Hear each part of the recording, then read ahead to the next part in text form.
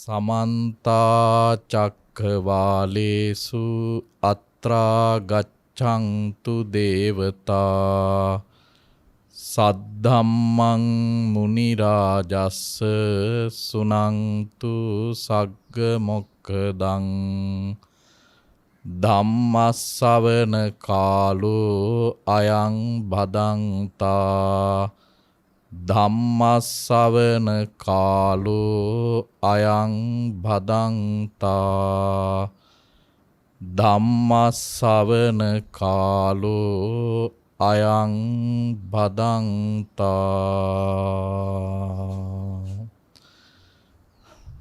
නමෝ තස්ස භගවතු අරහතෝ සම්මා සම්බුද්දස්ස නමෝ තස්ස භගවතු අරහතෝ සම්මා සම්බුද්දස්ස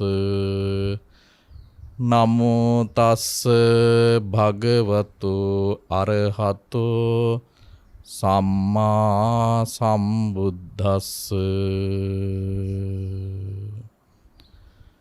පූජනීය මහා සංඝරත්නයන් අවසරයි. ප්‍රඥා නාලිකාව ඔස්සේ සද්ධර්ම ශ්‍රවණය කිරීමට සූදානම් වන වාසනාවන්ත සත්පුරුෂ පින්නතුනි, අද කැටවල මුල්ල කොළඹ 9 පදිංචි විශ්‍රාමක ගුරු මාතාවක් වන චන්ද්‍රා රාජනන්දනී මෑණියන්, පුතණුවන් වන සුරේන් සේනාරත්න මහත්මාණන් සහ ඩිලාන් සේනාරත්න මහත්මාණන්, ලේලිවරුන් වන නිශාන්ති සේනාරත්න සහ ඉරුකා සේනාරත්න යන දෙපළ විසින් මෙම ධර්ම දේශනාවෙහි බැතිබර දායකත්වයේ ලබාගෙන අද මේ උතුම් ධර්ම දේශනාව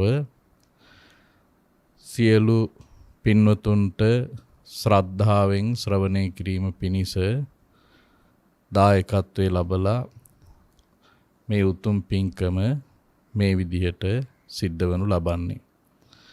ධර්ම දානය ඊටාම වටින උතුම් පින්කමක්. මේ පින්වන්ත පිරිස් මේ කාරණය හොඳට තේරුම් අරගෙනයි මේ සද්ධර්ම දානමේ උතුම් පින්කමට සම්බන්ධ වෙන්නේ. පින්වතුනි, භාග්‍යවත් සම්මා සම්බුදුරජාණන් වහන්සේ නමක් ලෝකයට පහළ වෙන්නේ ඊටාම දුර්ලභව. ඒ දුර්ලභ වූ සම්පත්තිය අපිට ලැබිලා තිබෙන අවස්ථාවක, ඒ වගේම දුර්ලභ කාරණයක් වන මනුෂ්‍ය සම්පත්තියක් හිමි කරගෙන තිබෙන මේ අවස්ථාවේ ඒ ලබාගත් මනුෂ්‍ය සම්පත්තියත් ධර්මාවබෝධයකට සුදුසු පරිදි සැකසීලා තියෙන මොහොතක ප්‍රඥාවන්ත පින්නතුන් විසින් භාග්‍යවතුන් වහන්සේගේ සද්ධර්ම ශ්‍රවණය කිරීම ඊටාම වටින කාරණයක්. ධර්ම ශ්‍රවණය තුලින් පින්නතුනි අපිට අපි නොදන්න බොහෝ දේ දැනගන්න අවස්ථාව ලැබෙනවා වගේම අපි දන්න බොහෝ දේ අපිට තව තවත් පිරිසිදුව දැනගන්න අවස්ථාව ලැබෙනවා වගේම භාග්‍යවතුන් වහන්සේ අපිට පෙන්වා වදාළ ආර්ය මාර්ගය අපි තුල ඒ ධර්ම දේශනාව තුලින් උපදවා ගන්නට අවශ්‍ය කරනවා. යම් ආර්ය මාර්ගයක් අපි තුල මේ වන විට ඉපදිලා තිබෙනවා නම් ඒ ආර්ය මාර්ගය තව තවත් පැහැදිලි කොටගෙන ඒ තුල තව තවත් යෙදීම අවශ්‍ය කරනවා. භාග්‍යවතුන් වහන්සේ අපිට මේ ලෝකයට පහළ වෙලා දේශනා කොට වදාළ උතුම් මාර්ගය ආර්ය මාර්ගය ආර්ය අෂ්ටාංගික මාර්ගය උන්වහන්සේගේ ධර්ම දේශනා තුල කවර කාරණයක් භාග්‍යවතුන් වහන්සේ අපිට පෙන්වා වදාළත් ඒ හැම කාරණයක් තුලින්ම භාග්‍යවතුන් වහන්සේ අපිව ඒ උතුම් මාර්ගයට තමයි යොමු කරවනු ලබන්නේ. එනිසා බුද්ධ ශ්‍රාවක පින්වන්ත පිරිස් හැටියට අපි තුල මේ වන විට ඒ උතුම් ආර්ය මාර්ගයේ ඉපදිලා තිබෙනවා නම් ඒ ආර්ය මාර්ගයේ තව තවත් පිරිසිදුව පවත්වාගෙන යන්නටත් යම් ආර්ය මාර්ගයක් අපි තුල ඉපදිලා නොමැතිනම් ඒ නූපන් ආර්ය මාර්ගය අපි තුල උපදවා ගන්නත් භාග්‍යවතුන් වහන්සේගේ ධර්ම දේශනා අපි උපයෝගී කර ගන්නට අවශ්‍ය වෙනවා.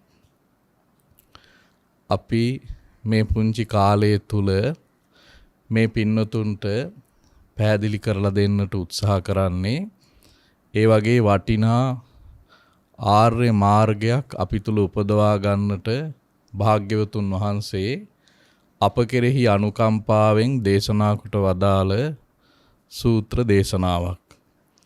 ඒ සූත්‍ර දේශනාවේ නම ආඝාත පටිවිනය කියන සූත්‍ර දේශනාව.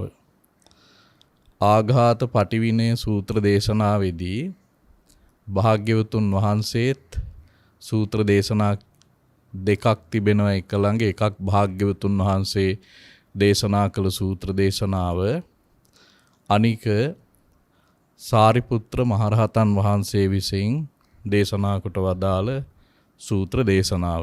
අපි මේ සූත්‍ර දේශනා දෙක ඇසුරු කරගෙන මේ පින්වතුන්ට මේ කාරණය පැහැදිලි කරලා දෙන්නට බලාපොරොත්තු වෙනවා. පින්වතුනි, අපි මේ සංසාරයේහි දීර්ඝ කාලයක් සැරිසරාගෙන ආව ප්‍රධාන හේතු සාධක තුනක් තිබෙනවා. ඒ තමයි ලෝභයත්, ද්වේෂයත් සහ මෝහයත් කියලා කියන්නේ. මේ ප්‍රධාන අකුසල මුල් තුනක්. මේ අකුසල මුල් තුන හේතු කොටගෙන තමයි පින්නතුනි අපි මේ සංසාරයට බැඳි මේ සසර මෙච්චර කාලයක් සැරිසරාගෙන ඇවිල්ලා තිබෙන්නේ. දැන් අපිට මේ සසරෙහි වටින තැනක් හිමි වෙච්ච අවස්ථාවක්. මනුෂ්‍ය ජීවිතයක් හිමි වෙනවා කියලා කියන්නේ ඊටාම වටින අවස්ථාවක්. ඒ හිමි වුණ මනුෂ්‍ය ජීවිතය අංග සම්පූර්ණ මිනිසෙකු ලෙස ඉපදෙන්න ලැබෙනවා කියන එකත් තවත් වාග්ය සම්පන්න අවස්ථාවක්. මිනිසෙකු වෙලා ඉපදුනත් පින්නතුනි අපි යම් ඒලමූගාදී තත්වයන්ට, කෙලතුළු තත්වයන්ට, එහෙම නැත්නම් මන්ද බුද්ධික වූ ස්වභාවයන්ට අපිපත් වෙලා මනුෂ්‍ය ලෝකෙ ඉපදිලා හිටියොත් අපිට භාග්‍යවතුන් වහන්සේ නමක් ලෝකෙ පහළ වුණත් මේ ධර්මයේ වටහා ගන්න අවස්ථාවක් ලැබෙන්නේ නැහැ. ඉතින් අපි ඒ වගේ මගහැරිලා ඒ වගේ ස්වභාවයන්ගෙන් අපි මේ සංසාරයේහි බොහෝ කාලයක් ඉපදිලා ඉඳලා තියෙන්නට ඇති. නමුත් ඒ සියල්ලන්ගෙන් අපි මගහැරිලා දැන් හොඳ මිනිස් දිවියක් ලබාගෙන තිබෙන මේ මොහොතෙහි අපි හැකි උත්සාහයක් දරන්නට අවශ්‍යයි. භාග්‍යවතුන් වහන්සේ අපිට පෙන්වා වදාළ මේ දුක් නැති කර ගැනීම පිණිස අනුගමනය කළ යුතු ඒ ආර්ය මාර්ගය අපේ ජීවිතය තුළ උපදවා ගන්නට. අපිට නූපන්න ආර්ය මාර්ගයක ගමන් කරනවා කියලා එකක් සිද්ධ වෙන්නේ නැහැ.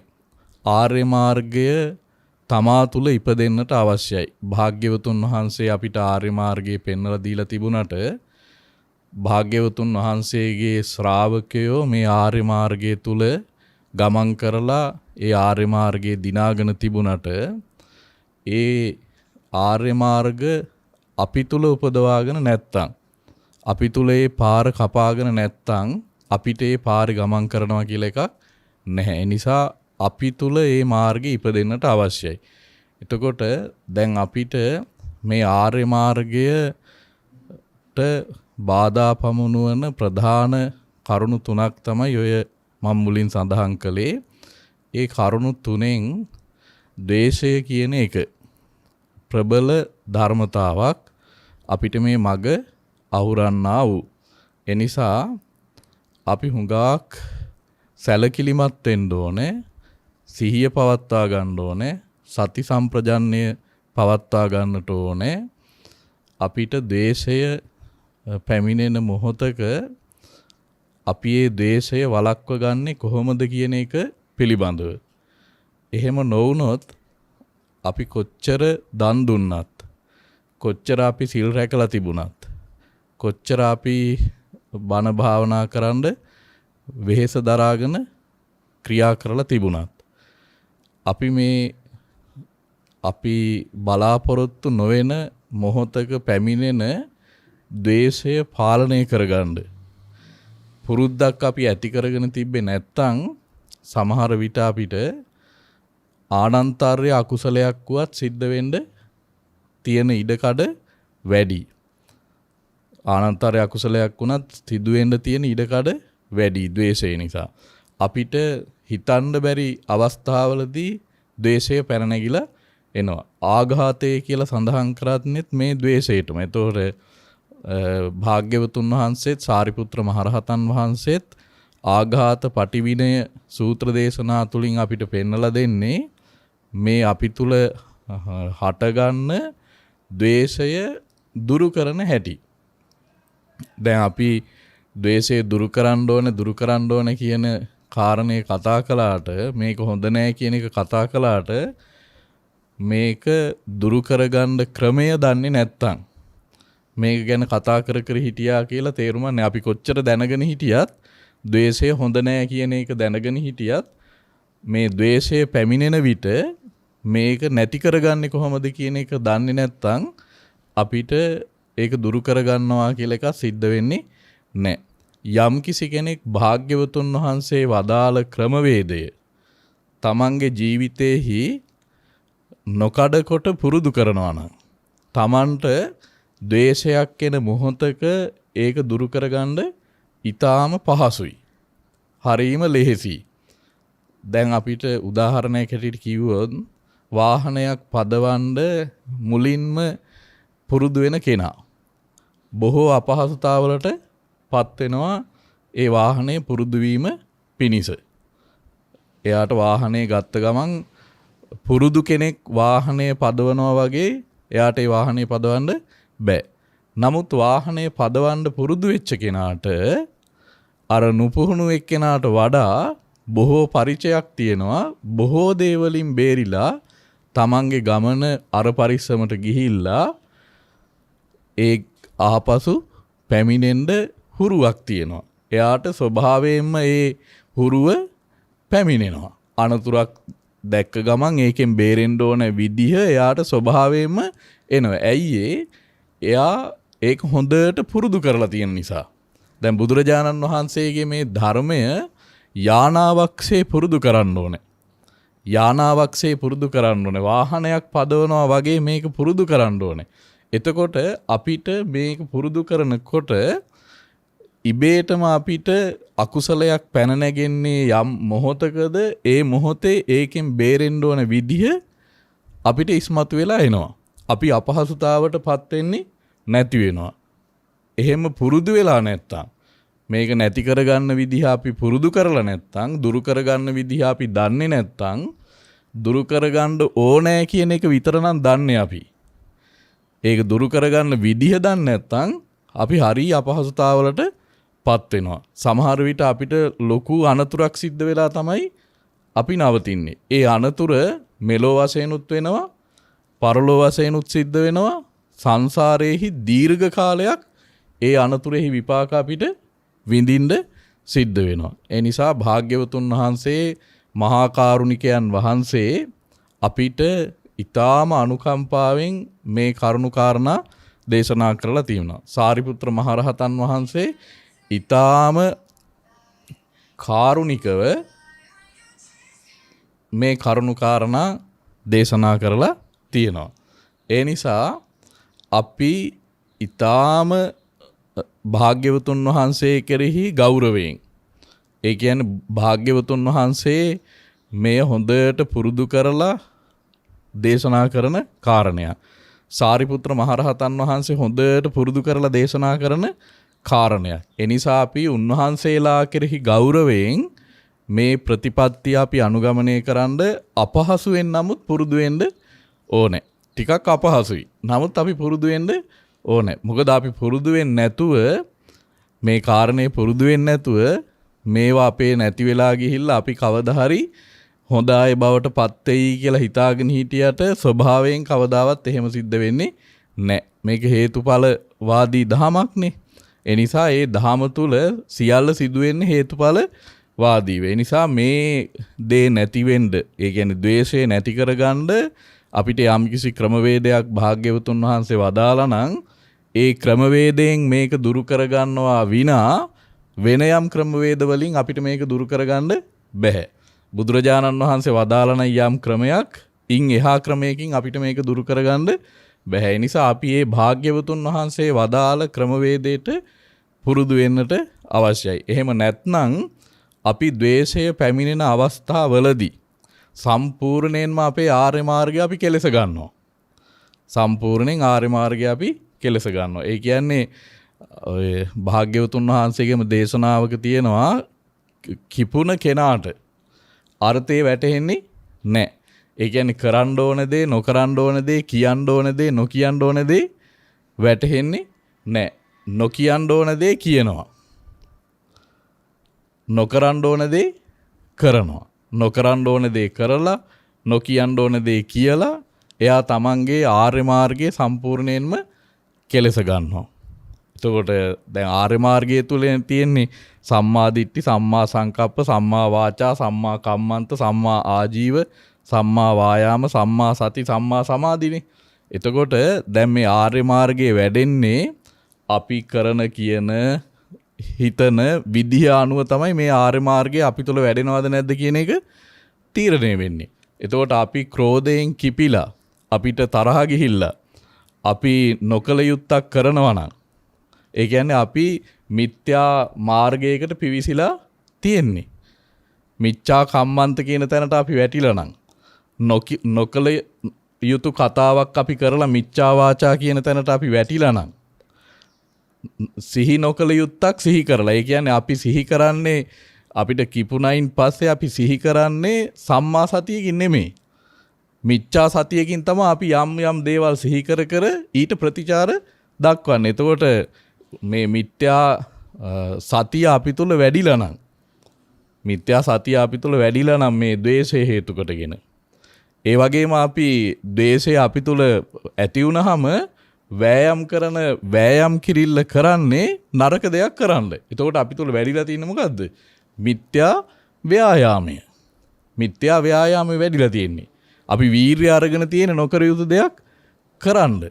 ඒ නිසා සම්පූර්ණයෙන් අපි ද්වේෂසහගත බවට අපි ගියයින් පස්සේ, ද්වේෂයෙන් අපි මැඩුණයින් පස්සේ අපි උපදවා ගන්නු ලබන්නේ මිත්‍යා මාර්ගය. ආර්ය මාර්ගයේ සම්පූර්ණයෙන්ම වහගන්න ධර්මයක් මේක. එතකොට අපි ආර්ය භාවයෙන් සම්පූර්ණ කෙලසන්නා වූ ධර්මතාවක් තමයි අපිට ද්වේෂයටපත් වෙන්න සිද්ධ වෙනවා කියන එක. ඒ නිසා අපි හුඟක් පරිස්සම් වෙන්න ඕනේ. මොකද අපිට භාග්‍යවතුන් වහන්සේ පෙන්වා වදාළ ඊ타ම පිරිසිදු මේ මග අපි තුල හටගන්න එක මේ ක්ලේශ ධර්මයක් හේතු කොටගෙන දුරු වෙන්න දෙන්න හොඳ නැහැ, ඈත් වෙන්න දෙන්න හොඳ නැහැ. මේ මග අපි ජීවිතය හා සමානව ආරක්ෂා කරගන්න ඕන එක.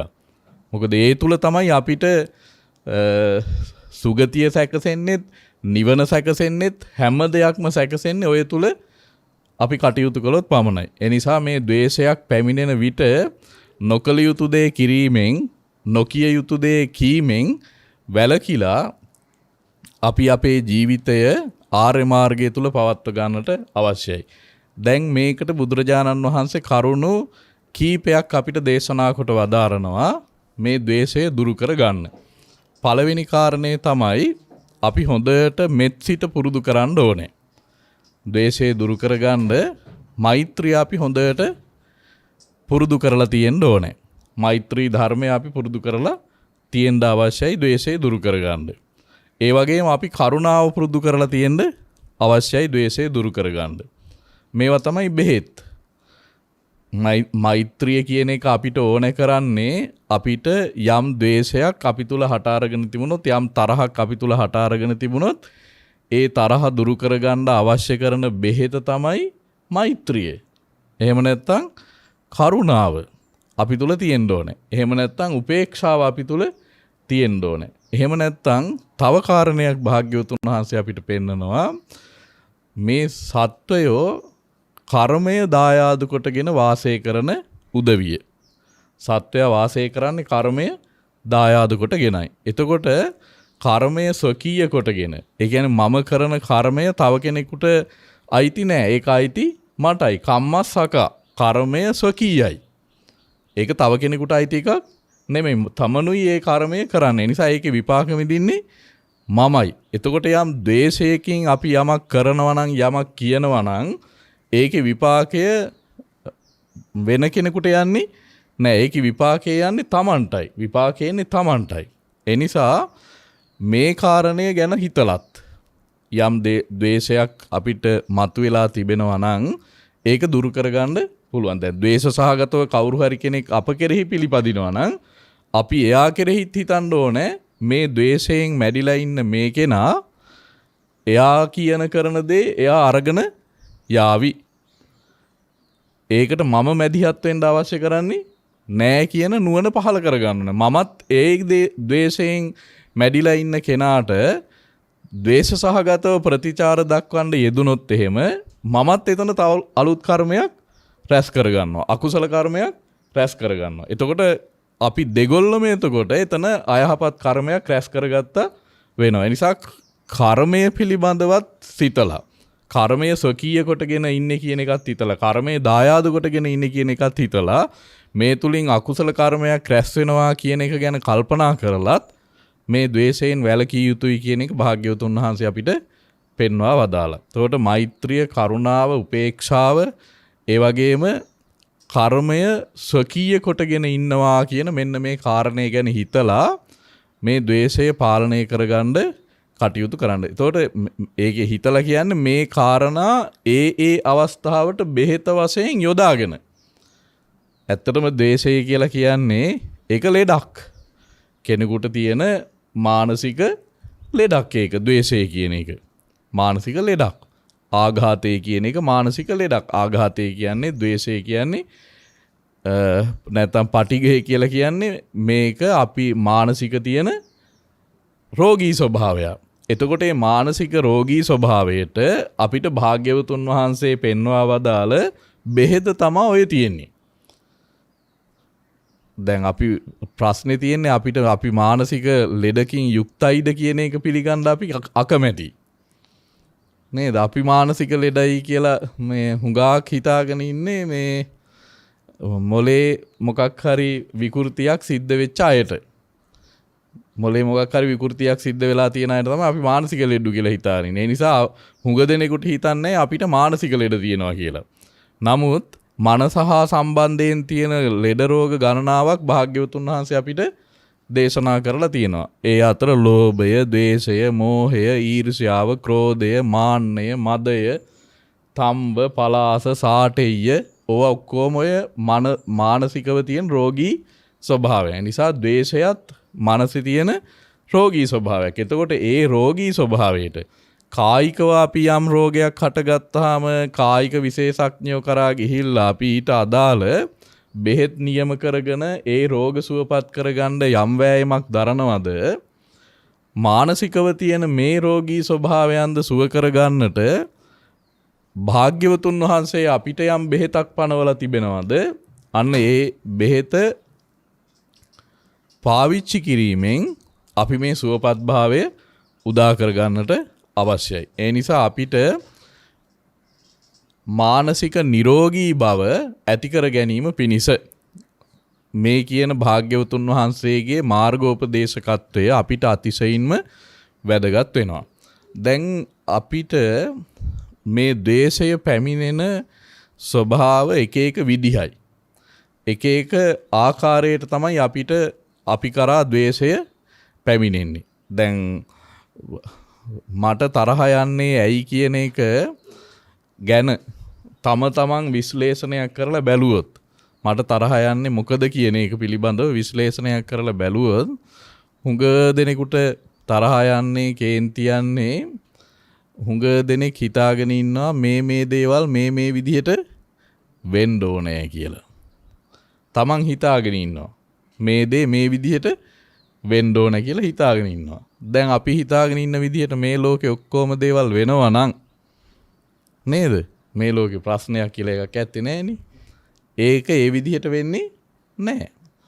අපි බලාපොරොත්තු වෙන දේ අපි හිතන පතන දේ ඒ විදිහට වෙන්නේ නෑ. මේ ධර්මතාව අපි තේරුම් ගන්න ඕනේ.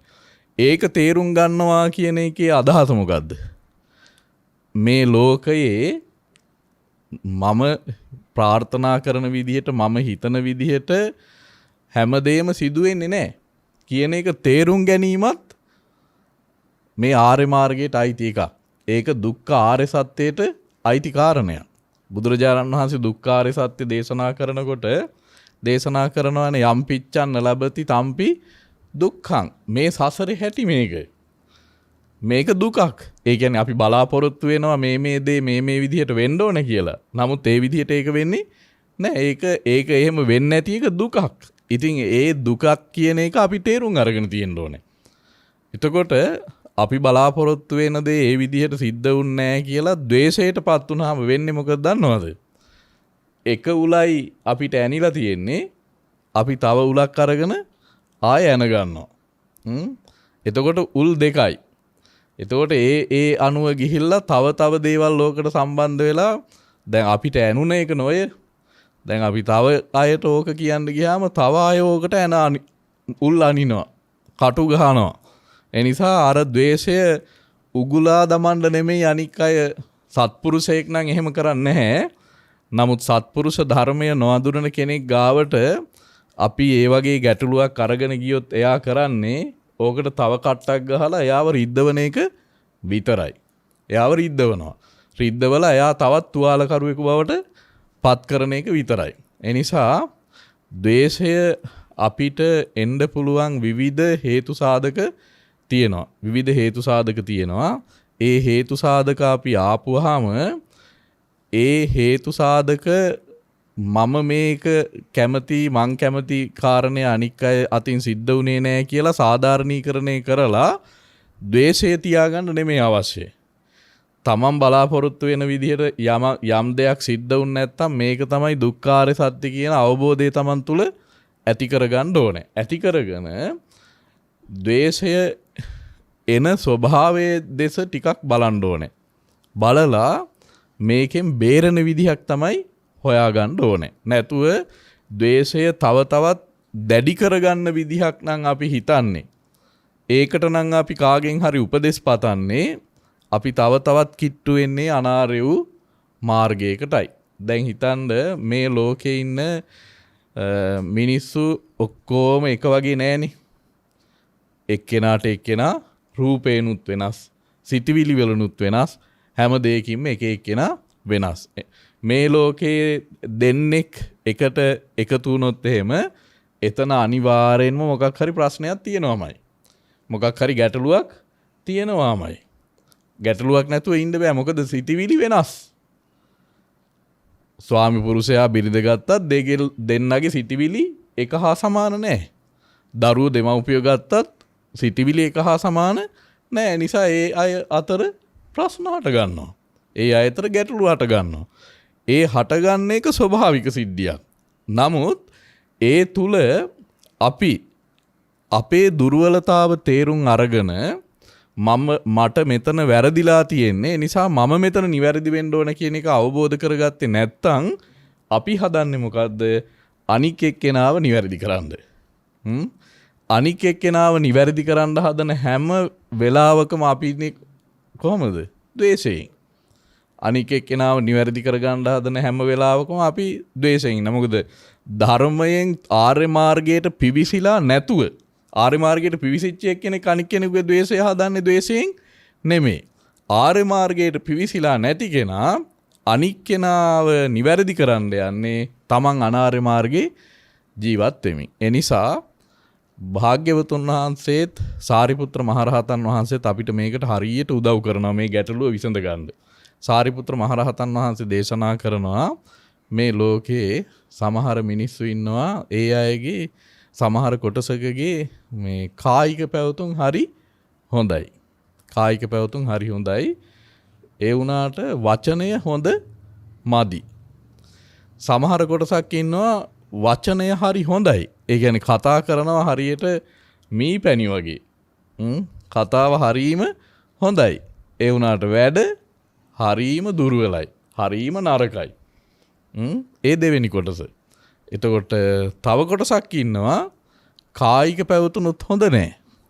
වාචික පැවතුනුත් හොඳ නැහැ. ඒ කියන්නේ කය හසුරුවන විදිහත් වැඩ කරන විදිහත් හොඳ නැහැ. කතා කරන විදිහත් හොඳ නැහැ. තව පිරිසක්. හැබැයි ඒගොල්ලන්ට යම් යම් අවස්ථාවලදී හොඳ සිතිවිලි පහළ වෙනවා. ඒ කියන්නේ නරක මිනිස්සුන්ට කයත් හොඳ නැති, කායික ක්‍රියාවනුත් හොඳ නැති, වාචසික ක්‍රියාවනුත් හොඳ නැති අයට යම් යම් අවස්ථාවලදී යහපත් සිතිවිලි පහළ වෙනවා. කලාතුරකින් යහපත් සිතිවිලි පහළ වෙනවා. ඒ අයත් යම් යම් හොඳ වැඩත් කරනවනේ. ඔය නරකම මිනිස්සුත් හොඳ වැඩ කරන්නේ ඕන තරම්. හොඳ වැඩ කරනවා. ඒක කොටසක්.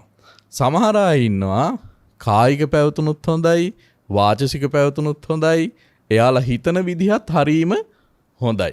ඔහොම කොටස් 4ක් ඉන්නවා මේ ලෝකේ. දැන් ඔය කොටස් 4ෙන්ම අපිට ද්වේෂය එනවා. මේක හොඳට මතක තියාගන්න. ඔය කොටස් 4ෙන්ම අපිට ද්වේෂය එනවා. ඒ කියන්නේ කායික පැවතුම් හොඳ, වාචසික පැවතුම් හොඳ නැති අයගෙනුත් අපිට ද්වේෂය එනවා. එතකොට කල්පනා කරන්න කියනවා සාරිපුත්‍ර මහරහතන් වහන්සේ මෙයාගේ මොකක් හරි දෙයක් තියෙනවානේ හොඳ එකක් ගන්න අපිට. නේද? කය හොඳ නැති බව ඇත්ත. නමුත් හොඳට කතා කරනවානේ. ඒ නිසා එයාගේ යහපත් කතාව ගැන කල්පනා කරලා අයහපත් කායික ක්‍රියා ගැන හිතන්නේ නැතුව එයාගෙන් ඇති වුණ ද්වේෂය දුරු කරගන්න කියලා. දැන් අපි අර නරක දේ එල්ලිලා හිටියොත්, එයා කරපු නරක වැඩේ ගැන හිතා හිටියොත් මොකද වෙන්නේ? කවදාවත් ද්වේෂය නැති වෙන්නේ නෑ. ඒ ද්වේෂය එන්න තව තවත් වැඩි වෙනවා. ඇයි අපි කතා කරන්නේම අරක ගැනනේ. මේ වගේ වැඩක් කළා, මේ වගේ වැඩක් කළා. දැන් සාරිපුත්‍ර මහරහතන් වහන්සේ අපිට මේ උපදෙස් දෙන්නේ ඕක ද්වේෂයට අදාළ සිටිවිල්ලක් ඔය හදන්නේ. දැන් ඕක නැති කරගන්නනේ අපිට ඕනේ. ඒ නිසා එයාගේ කායික නරක ක්‍රියාව ගැන හිතන්නේ නැතුව වාචසිකව කරන යහපත් කතාව ගැන හිතලා ඔය ද්වේෂය නැති කරගන්න. මෙයාගේ කායික වැඩ හොඳ නැති වුණාට වාචසිකව ක්‍රියාත්මක වෙන හැටි හොඳයිනේ කියලා ඒ ද්වේෂය දුරු කරගන්න කියලා සාරිපුත්‍ර මහරහතන් වහන්සේ අපිට වදාරනවා. ඒකට උදාහරණයකුත් සාරිපුත්‍ර මහරහතන් වහන්සේ අපිට දේශනා කරනවා. උදාහරණය තමයි යම් කිසි කෙනෙක් වතුර තිබහින් එනවා. වතුර බොන්න. එයාගේ දැන් අවශ්‍යතාව මොකද්ද? පිපාසාව සංසිඳව ගන්න එක. එයාගේ අවශ්‍යතාව පිපාසාව සංසිඳව ගන්න එක. එතකොට එයාට හම්බෙනවා පොකුණක්. ඒකේ පැන් තියෙනවා. හැබැයි පැන් තිබුණාට ඔය පොකුණේ පාසි බැඳිලා යට දියසෙවල් තියෙනවා, උඩ පාසි බැඳිලා අර වතුර පේන්නේ නැති ස්වභාවයක තමයි තියෙන්නේ. දැන් මෙයාට ඕන මේ පොකුණ ගැන පරිේෂණයක් කරන්න නෙමෙයිනේ. මෙයාට ඕන මොකද්ද? වතුර බීලා පිපාසාව සංසිඳව ගන්න. එතකොට දැන් මෙයා කරන්න ඕනේ මොකද්ද? අර පොකුණ ගැන මේ පරීක්ෂණ කර කර ඉන්න නෙමෙයි. පොකුණේ තියෙන හොඳ වතුරනේ. ඒ නිසා මෙයාට තියෙන්නේ අර දියසෙවල් පාසි ටික හිමීට අත් දෙකින් දෙපැත්තට කරලා මේක අවුස්ස ගන්නේ නැතුව ඇවිස්සුවොත් ඉවරයි මේක. ඇයි යට මඩ තියෙනවා, ඔය ඇවිසිලා යනවා, පාසි තියෙනවා, ඔය කැඩිලා යනවා, ආයෙ වතුර බොන්න හම්බෙන්නේ නැහැ. ඒ නිසා අවුස්ස ගත්තොත් ඉවරයි. දැන් තියෙන්නේ මෙයාව අවුස්ස ගන්නේ නැතුව හිමීටම අර පාසි ටික, දියසෙවල් ටික දෝතින් දෙපැත්තට කරලා මේක කැලැත්තෙන්නේ නැති විදිහට වතුර ටික පාදගෙන වතුර ටික බොන එකයි. අවශ්‍ය වතුර ටික පාදන් බොන එකයි. අවශ්‍යතාව පිපාසය සංසිඳව ගන්නනේ. දැන් අපේ අවශ්‍යතාව ද්වේෂයේ සංසිඳව ගන්න නම් අපි කරන්න ඕනේ එයාගේ තියෙන ආරුළු බුරුළු ඔක්කොම සිහි කර කර ඒක අවශ්‍ය ගන්න එක නෙමෙයි. එතකොට මේ මනසට ඉඩක් දෙන්නේ නැහැ අර ද්වේෂය දුරු කරගන්න. දැන් අවශ්‍ය කරන්නේ අපිට ද්වේෂයක් ඇවිල්ලා තියෙනවා මේක අපි දුරු කරගන්න ඕනේ නැත්තම් මම අනාරේක් වෙනවා. ඒ නිසා දැන් අරයාගේ නරක ටික අපි හිමීට අයින් කරලා දාලා හොඳ ටික අපි ගන්න පුරුදු වෙනවා. හොඳ ටික අර ගන්නවා. ඒ අරගත්තාම අපිට නිතර සිහි වෙන්නේ අරයාගේ යහපත. එතකොට අර ද්වේෂය හිමීටම දුරු වෙලා යනවා. පිපාසයෙන් හිමීට සංසිඳිලා යනවා වගේ ද්වේෂයත් හිමීට දුරු වෙලා යනවා. කායික පැවතුම් ඊළඟ තව එක්කෙනෙක් ඉන්නවනේ. එයාගේ කායික පැවතුම් හොඳයි වාචසික පැවතුම් හොඳ නැහැ. එයාගෙන් අපිට ද්වේෂයක් ආපුවාම ඒක දුරු කරගන්න කියන්නේ සාරිපුත්‍ර මහරහතන් වහන්සේ ඒ විදිහට ඒකෙදි උදාහරණයක් අපිට දෙනවා භාග්‍ය සාරිපුත්‍ර මහරහතන් වහන්සේ. ඒත් ඒ වගේම උදාහරණයක් දැන් ඔය ස්වාමීන් වහන්සේලාගේ වෘතයක් තියෙනවා පංසුකූල සිවුරු දරණ එක පිළිබඳ. පංසුකූල සිවුරු දරණ වෘතයක් තියෙනවා ස්වාමීන් වහන්සේලාගේ. උන්වහන්සේලා එහිදී කරන්නේ මිනි යොතලා දාලා තියෙන සිවුරු මේ මිනි යොතලා දාලා තියෙන රෙදි කඩක් අරගෙන ඇවිල්ලා තමන්ගේ සිවුර මසා ගන්න එක. ස්වාමීන් වහන්සේලාට අවසරයකට තීලා තියෙනෙත් භාග්‍යවතුන් වහන්සේ ඔච්චරයි. ඒ කියන්නේ නුදුන් දෙයක් ගන්න. දැන් පංසුකූල රෙදි කඩ ඒක මිනියක් කොතලා දාලා තියෙන එකනේ. අහන්නේ නැතුව ගන්න පුළුවන් ස්වාමීන් වහන්සේලාට ඕක. එතකොට පංසුකූල සිවුරු දරන ස්වාමීන් වහන්සේලා ඔය රෙදි කඩ අරගන්න ගියාම උන්වහන්සේලාට හොඳ පිරිසිදු රෙදි කඩක් ලැබෙනවද? රෙදි කඩක් ලැබෙන්නේ නැහැ. සමහර රෙදි කඩවල් අර බිමට මේ එකතු වෙලා වේයෝ බැඳලා අර මිනි ඕජසුත් එක්ක දිරලා ගිහිල්ලා නේ. ඉතින් හොඳ රෙදි කඩක් කොහොමවත් හම්බෙන්නේ නැහැ. නමුත් ස්වාමීන් වහන්සේලාගේ අවශ්‍යතාව මොකද්ද? පංසුකූල සිවුරක් හරි ගස්ස ගන්න එක. පංසුකූල සිවුරක් හදාගන්න එක උන්වහන්සේලාගේ අවශ්‍යතාව.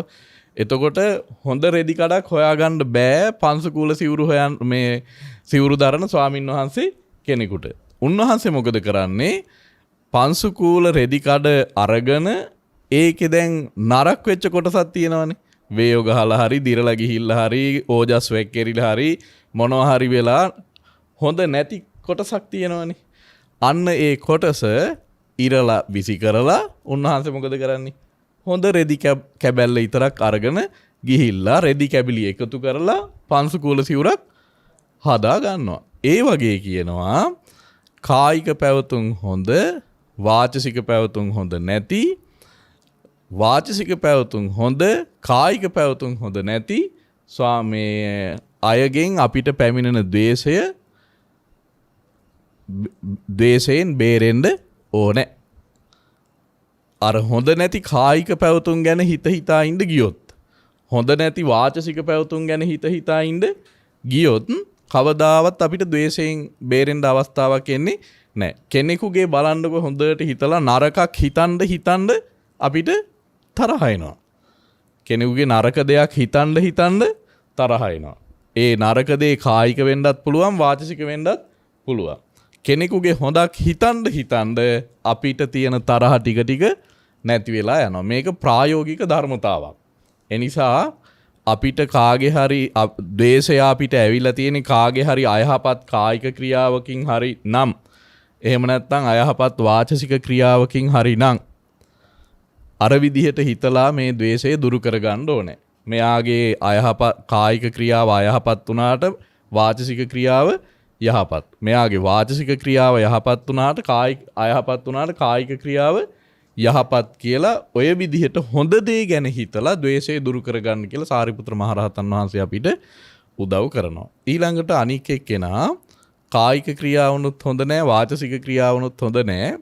ඒ වුණාට කලාතුරකින් එයාට යහපත් සිතිවිලි ඇති වෙන කෙනෙක්. ඒ වගේ කෙනෙකුගෙන් අපිට ද්වේෂයක් ඇවිල්ලා තියෙනවා. එතකොට අන්න ඒ බඳු කෙනෙක් කෙනෙකුගෙන් අපිට ද්වේෂය ආපුවාම මේ විදිහට හිතන්න කියනවා. ඒත් පිපාසාවෙන් පෙළෙන කෙනෙක්. එයා යනවා වතුර හොයාගෙන. කොහේවත් වතුර නැහැ හොයාගන්න. එයා යන පාරේ මේ එදා වැහැලා ඔය හරක් පාරේ ගියාම හරක්ගේ කුර හිටිනවා පාරේ. ඒ කියන්නේ තාරාරව මේවා දාලා නැති පාරවල් වල පාරක් ගැන මේ කියන්නේ. ඒ පාරවල් වල හරක් ගියාම ඒ පාරවල් වල හරක්ගේ කුර හිටිනවා. පොඩි වැස්සක් වැස්සහම ඔය කුරවලට වතුර එකතු වෙනවා. වෙන එයාට බොණ්ඩ කියලා එකතු වෙච්ච වතුරක් කොහෙවත් නැහැ. ඔය කුරේ තියෙන වතුර ටික විතරයි දැන් තියෙන්නේ. දැන් ඕක හොඳට පිරිසිදු ජලයක්ද තියෙන්නේ? නැහැ. ඒක හරිම අපිරිසිදුයි. නේ? හරිම අපිරිසිදුයි. වෙන වතුරක් නැහැ හොයාගන්න. තියෙන්නෙත් ස්වල්පයයි. දැන් තිබහත් වැඩි. වෙන කරන්න දෙයක්වත් නැහැ. කල යුතු එකම දේ දැන් මේ වතුර ටික අරගෙන බොන එක විතරයි. දැන් මේ වතුර බොන්න කියලා මෙයාට මේක දෝතින් අරගෙන බොන්න පුළුවන්ද? බෑ. එහෙම බොන්න තරම් වතුර ගොඩක් මේකේ නෑ. වෙන යම් භාජනයකට අරගෙන බොන්න කියලාත් මේකේ නෑ. මේක බොනවා නම් ඊටාම අර පරිස්සමින් බොන්න ඕන. මේක අවුස්ස ගන්නේ නැතුව. මේක අවුස්ස ගත්තොත් එහෙම මේක කොහොමවත් බොන්න හම්බෙන්නේ නෑ. ඒ නිසා මේක අවුස්ස ගන්නේ නැතුව මේකේ තියෙන ස්වල්ප වූ ජලය තමන්ගේ දෙදන දෙවැලමිට බිම තියලා හරියට සතෙක් වතුර බොනවා වගේ හරීම පරිස්සමින් මේ වතුර ටික බොන්න ඕනේ. අන්න ඒ වගේ කියනවා කායික පැවතුනුත් හොඳ නැති වාචසික පැවතුනුත් හොඳ නැති කෙනෙකුගෙන් අපිට යම් ද්වේෂයක් පැන නැගිලා තියෙනවා නම් එයාගේ තියෙන පුංචි හෝ කොහේ හරි තියෙන මේ යහපත් දෙයක් පුංචි හෝ දෙයක් ගැන හිතලා ද්වේෂය දුරු කරගන්න කියලා. මෙයාට පොඩි හරි හොඳක් මෙයාගේ තියෙනවානේ මේ විදිහට කියලා අර අජ එළු මේ හරක් කුරේ තියෙන වතුර ටික බොනවා වගේ මෙයාගේ පුංචි හෝ හොඳක් ගැන හිතලා අර ද්වේෂය දුරු කරන. අර ගොඩාක් නරක ගැන හිතා ඉඳ ගියොත් ද්වේෂය දුරු වෙන්නේ නැහැ. එතකොට මේ ද්වේෂය දුරු කරගන්නවා කියන එක අපිට හිතන විදිහට කරන්න බෑ. මේක හරි අමාරු වැඩක්. සිහි කල්පනාවෙන්ම කරන්න ඕනේ. සිහියෙන් කරනවා කියලා කියන්නේ ආර්ය මාර්ගය තුලමයි අපි ඉන්නේ. සිහිය අයිති ආර්ය මාර්ගයට. සම්මා සතිය තියෙන්නේ ආර්ය මාර්ගය තුල. එතකොට අසිහියෙන් ඉන්න කෙනෙකුට මේක කරන්න පුළුවන්ද? බෑ. සිහියෙන්ම මේ තමන්ගේ ද්වේෂය දුරු කරගන්න ඕනේ. දැන් හිතන්න කියනවා සාරිපුත්‍රයන් වහන්සේ අපිට ද්වේෂය ඇවිල්ලා තියෙන්නේ කායික පැවතුනුත් හොඳ නැති, වාචසික පැවතුනුත් හොඳ නැති. ගණ්ඩ කියලා කිසිම හොඳක් පුංචි හෝ ස්වල්ප වූ හොඳක් නැති කෙනෙකුෙන් තමයි අපිට දැන් ද්වේෂය ඇවිල්ලා තියෙන්නේ. දැන් මොකක් ගැන හිතලාද ද්වේෂය දුරු කරගන්නේ? එයාගේ හොඳයි කියලා හිතන්න දෙයක් ඇත්තෙම නැහැ. දැන් කොහොමද ද්වේෂය දුරු කරගන්නේ? එතනදිත් සාරිපුත්‍ර මහරහතන් වහන්සේ අපිට උදව් කරනවා. උන්වහන්සේ අපිට දේශනා කරනවා අන්න එහෙම කෙනෙකුගේ නම් ද්වේෂය ඇවිල්ලා තියෙන්නේ. ඒ වෙලාවේදී හිතන්න කියනවා එයා ගිලනෙක් කොටගෙන ගිලාන සංඥාවෙන් ද්වේෂය දුරු කරගන්න කියනවා. දැන් රෝගී තත්වයට පත්වෙච්ච අය, ලෙඩ වුණ අය සමහර විට කුණුහරුප කියලා බනිනවා දොස්තරවරුන්ට. නේ? හෙදියන්ට බයිනවා කුණුහරුප කියලා බයිනවා. නමුත් ඒගොල්ලෝ තරහ ගන්නවද? හැබැයි ඒගොල්ලෝ ඒ වෘත්තිය නැති වෙලාවේ කවුරු හරි පාරෙන් හම්බෙලා ඒ විදිහට බැන්නොත් එහෙම ඉවසගෙන ඉන්නවද? ඉවසන් ඉන්නේ. එතකොට අරයා ගාව ගිලාන සංඥාවක් තියෙන නිසානේ එහෙම ඉවසන්නේ නේ. මෙයා මගෙන් බේත් ගන්න රෝගියා. ඒ නිසා මෙයාට මේ වගේ රෝගයක් තියෙනවා. ඒ නිසා බැන්නට එයාට ඒක තරහ ඇවිස්සෙන කාරණයක් වෙන්නේ නැහැ. තරහ ඇවිස්සෙන කාරණයක් වෙන්නේ නැහැ එයාලට බැන්නට. නමුත් වෙන වෙලාවක බැන්නොත් එයා අර ඒ සංඥාවේ නැති නිසා එයාට තරහ එනවා. සාරිපුත්‍ර මහරහතන් වහන්සේ දේශනා කරන්නේ ගිලනෙක් කියලා සලකන්න කියලා අර කෙනා. එයාට අපි උදව් කළ යුතුයි. අපිත් තව ද්වේෂයෙන් යුක්තව එයාට එක දේවල් කියන්න කරන්න පටන් ගත්තොත් මොකද වෙන්නේ? එයා කරන කියන දේ අපිට හිතාගන්න බැරි වෙනවා. එයා දුගතියට ගිහිල්ලා තමයි අන්තිමට නවතින්නේ. ඒ නිසා අපි එයාව ඒ තැනටපත් කරන්නේ නැතුව අනුකම්පාවෙන් යුක්තව කටයුතු කරන්න ඕන කියනවා. මෙයා මොනවත් දන්නේ නැති ලදරුවෙක්. එහෙම නැත්නම් මෙයා හරි ගිලනෙක්. මෙයා රෝගියෙක්. මෙයාගෙන් අපි මෙයාට උපස්ථානයක් නොකළොත් එහෙම මෙයා මේකෙන්ම නැති වෙලා යනවා. ඒ නිසා එයා ගිලනෙක් කොටගෙන සලකලා එයාට උදව් කරන්න කියනවා. එයාගේ තැනට අපිපත් වෙන්නේ නැතුව. අපි එයාගේ තැන ගත්තොත් එහෙම අපේ එයාගේ දෙන්නගේ වෙනසක් නැතුව යනවා. යෝසා යස්ස දසේ පාදන් තස්ස පාදන් නසෝඩසි. බල්ලෙක් ඇවිල්ලා අපේ කකුල හපා කෑවට අපි ඒ බල්ලගේ කකුල හපා කන්නේ නෑ වගේ. අපි මෙත් සිත පුරුදු කරන්න ඕනේ. ඒ කියන්නේ ධර්මයේ පුරුදු කරලා නැති අය ද්වේෂයෙන් ඇවිස්සීලා තරහ අරගෙන පටිගයෙන් යුක්තව අපිට එක එක දේවල් කරන්න පුළුවන්, එක එක දේවල් කියන්න පුළුවන්, අපි ගැන එක එක විදිහට හිතන්න පුළුවන්. අපි එහිදී කල්පනා කරන්න අවශ්‍යයි මේ කෙනා ගිලනෙක්. මෙයාට ප්‍රගුණ වෙච්ච ධර්මයක් නැති නිසා තමයි මෙයා මේ විදිහට හැසිරීම ඇති කරගෙන තියෙන්නේ. නමුත් අපි ධර්මය අහන අය, අපි පින්දහම් කරන අය, අපි බණ භාවනා කරන අය, අපිට ද්වේෂයක් ආපුවාම අපිත් ඒ විදිහට හැසිරෙන්න පුරුදු වුණොත් එහෙම අපි කරගන්නේ අපිට ලොකු අයහපතක්. අර පුරුදු කරපු ධර්මයේ අපි එතනින් අර ධර්මයේ නුපුරුදු කරපු කෙනා ගාව අපි පුරුදු කරපු ධර්මයේ අයින් කරගන්නවා. එතකොට ඒක හොඳ වැඩක් නෙමෙයිනේ. එයා ධර්මය පුරුදු කරලත් නැහැ. නමුත් අපි ධර්මයේ පුරුදු කරපු අය, ධර්මයේ පුරුදු කරපු අය ධර්මයේ නුපුහුණු කෙනා ගාව අවශ්‍ය තැනදී ධර්මය අතහැරලා දානවා නම් අපි මෙතෙක් කල් මේ ධර්මයේ පුරුදු කරපු එකේ අර්ථයක් නැහැ. ඒ නිසා අපිට කිසිම හොඳක් නැති කෙනෙකුගෙන් අපි තුල ද්වේෂය පැන නැගිලා තියෙනවා නම් ඇති කරගන්න ඕන සංඥාව මොකද්ද? ගිලාන සංඥාව ඇති කරගන්න ඕන. එයා ගිලනෙක් කොට සලකගෙන එයාට අපි අනුකම්පා සහගතව කටයුතු කරන්න ඕන. අපේ අනුකම්පාව නොලැබුණොත් එයා මෙලොවත් පිරිහිලා, පරලොවත් පිරිහිලා, දුගතියට ගිහිල්ලා සසර බොහෝ දුක් විඳින තැනටපත් වෙන පුද්ගලයෙක් බවට පත් වෙන්න ඉඩ තියෙනවා. අපිත් එයා නිසා සසර අඳුර කරගන්න කෙනෙක් බවට පත් වෙන්න ඉඩ තියෙනවා. ඒ නිසා අපිට මේ වගේ ආලෝකයක් ලැබිලා තියෙද්දී ඒ වගේ අඳුරකට යන්න අවශ්‍යතාවක් නැහැ. දැන් ඔන්න ওই විදිහට අපිට ද්වේෂයේ පැමිණෙන කාරණා 4ක් සාරිපුත්‍ර මහරහතන් වහන්සේ දේශනා කරනවා. ඒ කියන්නේ කායික පැවතුම් හොඳ, වාචික පැවතුම් හොඳ නැති. වාචික පැවතුම් හොඳ, කායික පැවතුම් හොඳ නැති. ඒ දෙකම හොඳ නැති එහෙත් මානසිකව යම් යම් යහපත් සිටිවිලි වරින් වර එයාගේ හිතට එන. ඊළඟට ගන්න කියලා කිසිම හොඳක් නැති. ඔය කියන 4 දෙනාගෙන් අපිට ද්වේෂය පැමිණෙන්න පුළුවන්. ඒ වගේම අපිට ද්වේෂය එන්න පුළුවන් ඊටාම යහපත් චරිත තුලනොත්. ඒ කියන්නේ කායික පැවතුනුත් හොඳ, වාචික පැවතුනුත් හොඳ, මානසික පැවතුනුත් හොඳ, ඊටාම සත්පුරුෂ පුද්ගලයන්ගෙනුත් අපි පුද්ගලයන් කරන කොටගෙනත් අපිට ද්වේෂය එන්න පුළුවන්. පිළිගන්න පුළුවන් දෙයක. දැන් භාග්‍යවතුන් වහන්සේ නිසා ද්වේෂයටපත් වෙච්ච කී දෙනෙක් හිටියද නේ? බුදුරජාණන් වහන්සේ කියලා කියන්නේ මේ ලෝකේ රාගය දුරු කරපු, ද්වේෂය දුරු කරපු, මෝහය දුරු කරපු සිය තුන්ලෝ වාසීන්ගේම ශාස්ත්‍රූන් වහන්සේ වුණ භාග්‍යවතුන් වහන්සේ කෙරෙහි ද්වේෂයෙන් හිටිය කී දෙනෙක් නම් හිටියාද? ඒ අය තවත් අපායේ දුක් විඳිනවානේ. භාග්‍යවතුන් වහන්සේ ළඟම පැවිදි වෙලා හිටිය අයත් භාග්‍යවතුන් වහන්සේ කෙරෙහි ද්වේෂයෙන් කටයුතු කරලා අපා දුක් විඳිනවා. ඒ නිසා කොයිම මොහොතකවත් හිතන්න එපා මට ද්වේෂය එන්නේ නරක අයගෙන් විතරයි කියලා. යහපත් චරිත ඇති පුද්ගලයන්ගෙනුත් අපිට ද්වේෂය ළඟා වෙන්න ඉඩ තියෙනවා. දැන් එහෙම වුණාම අපිට ලොකු අනර්ථයක් නෙමේද සිද්ධ වෙන්නේ?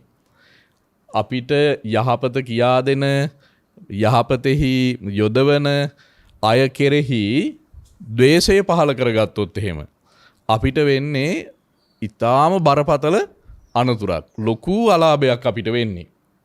ලොකු අලාභයක් වෙන්නේ. ඒකටත් සාරිපුත්‍ර මහරහතන් වහන්සේ උදාහරණයක් දෙනවා. ඒත් පිපාසාවෙන් එන කෙනෙක් එයාට හමු වෙනවා ඊටාම පිරිසිදු දිය ඇති ප්‍රසන්න විලක්. ප්‍රසන්න විලක්.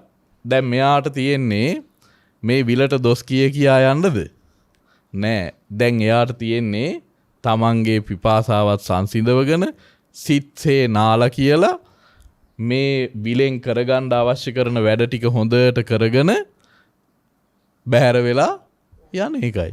නැතුව මේ විලට දොස් කිය ඉඳලා හරියන්නේ නෑ. අන්න ඒ වගේ යහපත් සත්පුරුෂයෙක් තුලින් තමන්ට යම්කිසි ද්වේෂයක් හට අරගෙන තිබෙනවා නම් සමහර විට අපි තුල ද්වේෂයක් හට අරගෙන නැති වුණත් සමහර අවස්ථාවලදී සමහර අය ඒ පුද්ගලයන් කෙරෙහි බිඳවන අවස්ථාවක් තියෙනවා. එතකොට අපිට කේන්ති යනවා. ඒ කියන්නේ අපි ආශ්‍රය නිශ්‍රය කරන යහපත් සත්පුරුෂ ධර්මයන්හි පිහිටලා තියෙන යහපත් පුද්ගලයන්ව බිඳවන අවස්ථා තියෙනවා කේලම් කියලා සමහරු.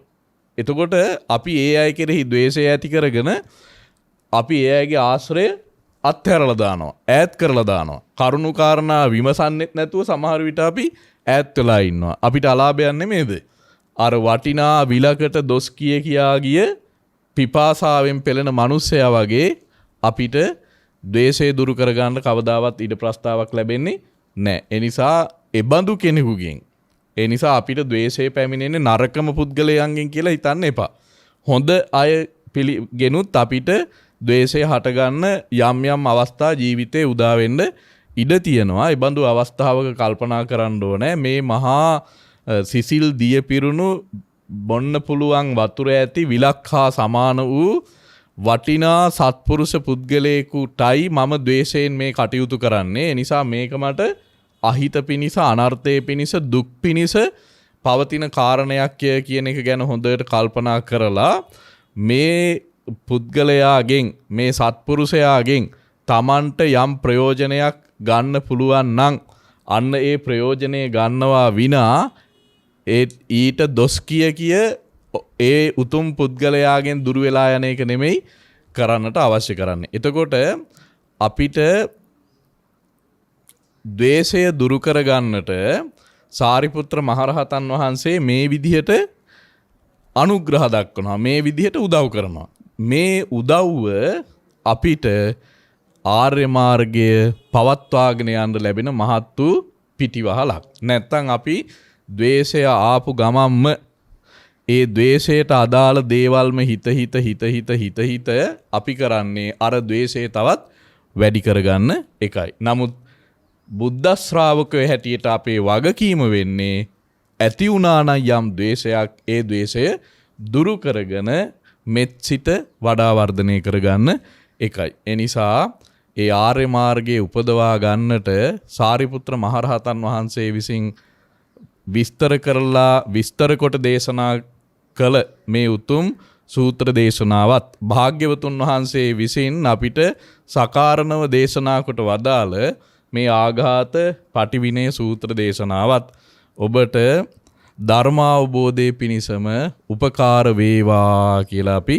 ප්‍රාර්ථනා කරනවා. අද මේ උතුම් ධර්ම දේශනාවෙහි අනුග්‍රාහක දායකත්වයේ දරන අපේ පින්වත් කැටවල මුල්ල කොළඹ 9 පදිංචි විශ්‍රාමික ගුරු මාතාවක් වන චන්ද්‍රා රාජනන්දනී මාතාවත් ඒ වගේම පුතණුවන් වන සුරේන් සේනාරත්න මහත්මයා සහ ඩිලාන් සේනාරත්න මහත්මාත්, ලේලිවරුන් වන නිශාන්ති සේනාරත්න සහ ඉරුකා සේනාරත්න මහත්මියත් විසින් අද මේ උතුම් පින්කම සඳහා බැතිබර දායකත්වය ලබා දෙමින් කටයුතු කරනු ලබන්නේ විශේෂයෙන්ම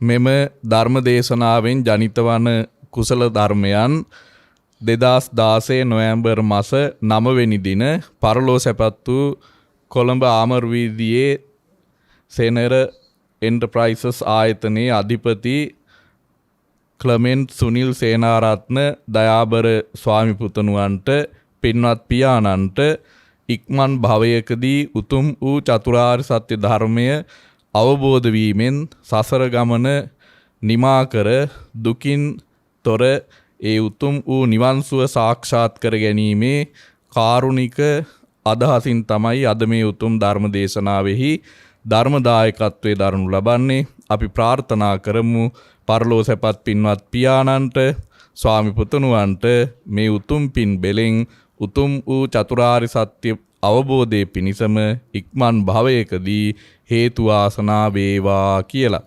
ඒ වගේම පරලෝ සැපත් සුනිල් සේනාරත්න මහත්මයාගේ දයාබර දෙමව්පියන් දෙපළ වන ඒ.එම්. සේනාරත්න පියාණන්ට සහ ඩී.එම්. සේනාරත්න මෑණියන්ටද ඔවුන්ගේ සියලු සහෝදර සහෝදරියන්ට සහ දායකත්වයේ දරන චන්ද්‍රා රාජනන්දනී මෑණියන්ගේ දයාබර දෙමව්පියන් දෙදෙනා වන එස්. බාලසූරිය පියාණන්ට සහ ඒ මද්දුම ආරච්චි මෑණියන්ට මෙම කුසල් අනුමෝදන් වී ඉක්මන් භවයකදී සසර ගමන නිම කර ගැනීමට හේතු වේවා කියන අරමුණත් මේ උතුම් පින්කමෙහි තිබෙනවා. ඒ අරමුණත් ඒ ආකාරයෙන්ම සාක්ෂාත් වේවා කියලා අපි ප්‍රාර්ථනා කරනවා. 2019 මාර්තු මාස 30 වන දින පරලෝ සැපත් භගවන්තලාවේ විසූ ටී.එම්. සිරිපාල පෙරේරා ඥාති සොහොයුරාටද නොවැම්බර් මාස 13 වන දින මිය පරලොව ගොස් තෙමසක් පිරෙන පහළ ඉඹුල්ගොඩ එපිටවත්තේ පදිංචිව සිටි ඒ ලීලා නන්ද ඥාති සොහොයුරාටද පුතුණුවන් දෙදෙනාගේ නුවණැස පෑදූ කොළඹ අශෝක විද්‍යාලයේ විශ්‍රාමික ගුරු මාතාවක් වූ ඔක්තෝබර් මාස පරලෝ සැපත් රාණි ගුණතිලක ගුරු මෑණියන්ටද මේ පුණ්‍ය කුසල් අනුමෝදන් වේවා කියන ප්‍රාර්ථනයත් අද මේ උතුම් පින්කමේ තිබෙනවා. ඒ වගේම නොවැම්බර් මාස 1 වන දිනට ජන්මදිනයේ දෙන සුරේන් සේනාරත්න පුතුට මෙවැනි පින්දහම් කිරීමට ශක්තිය ධෛර්ය ලැබේවා, චතුරාර්ය සත්‍ය ධර්මාවබෝධය වේවා කියන මෑණියන්ගේ උතුම් ප්‍රාර්ථනාව නොවැම්බර් මාස 18 වන දින 72 වැනි ජන්මදිනය සමරන මෑණියන්ටද මේ භවයේදීම උතුම් වූ චතුරාර්ය සත්‍ය අවබෝධය සිද්ධ වේවා කියන ඒ දරුවන්ගේ උතුම් ප්‍රාර්ථනාවද සියලු මුණුබුරු මිනිබිරියන්ට දෙපාර්ශ්වයේම සුජීවත්ව වෙසෙන සහෝදර සහෝදරියන්ට චතුරාර්ය සත්‍ය ධර්මය අවබෝධ කර ගැනීමට නුවණැස පහළ වේවා, දීර්ඝායුෂ ලැබේවා කියන උතුම් ප්‍රාර්ථනාවත් ඒ වගේම ගෞරවනීය දේශකයන් වහන්සේට මේ කුසල බලයෙන් පතන් අවබෝධයකින් නිවනින් සැනසීම පිණිසත් දැනට ලෝකේ පුරා පැතිර පවතින කොරෝනා වසංගතයෙන් පීඩාවටපත් සියලුම දෙනාට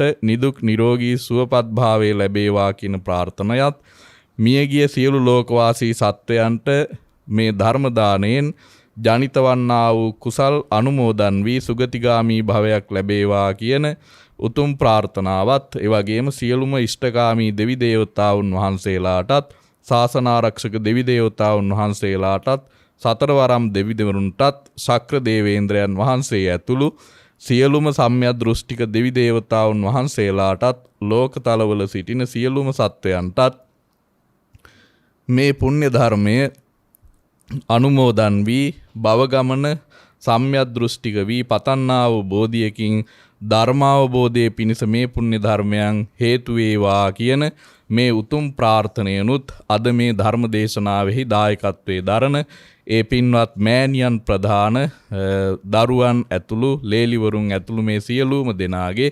ප්‍රාර්ථනාවන් බවට පත් වෙලා තිබෙනවා. ඒ සියලු ප්‍රාර්ථනාවන් ඒ ආකාරයෙන්ම ඉෂ්ට සිද්ධ වේවා. අද මේ උතුම් ධර්ම දේශනාවට ප්‍රඥා නාලිකාව ඔස්සේ සම්බන්ධ වන සියලුම ධර්මකාමී සත්පුරුෂ පින්වතුන්ටත් මේ උතුම් පින් උතුම් වූ ධර්මාවබෝධයේ පිණිසම හේතු වාසනා වේවා කියලා ප්‍රාර්ථනා කරමු. හැම දිනාටම මේ සිද්ධ කරගත් උතුම් පින් සියලු දුක් දුරු කිරීමෙන් ලබන උතුම් නිවන් පිණිසම හේතු වාසනා වේවා. ආකාසට්ඨා ච බුම්මට්ඨා දේවා නාග මහිද්దికා පුඤ්ඤන්තං අනුමෝදිත්වා චිරන් රක්ඛන්තු ශාසනං. ආකාසට්ඨා ච බුම්මට්ඨා දේවා නාග මහිද්దికා පුඤ්ඤන්තං අනුමෝදිත්වා චිරන් රක්ඛන්තු දේශනං. ආකාසට්ඨා ච බුම්මට්ඨා දේවා නාග මහිද්దికා පුඤ්ඤන්තං අනුමෝදිත්වා චිරන් රක්ඛන්තු මම් පරං.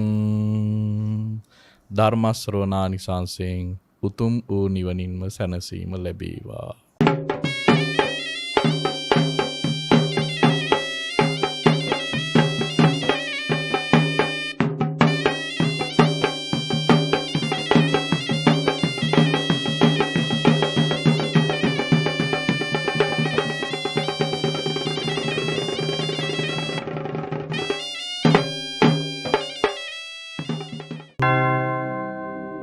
मोहक्षयो निब्बानम्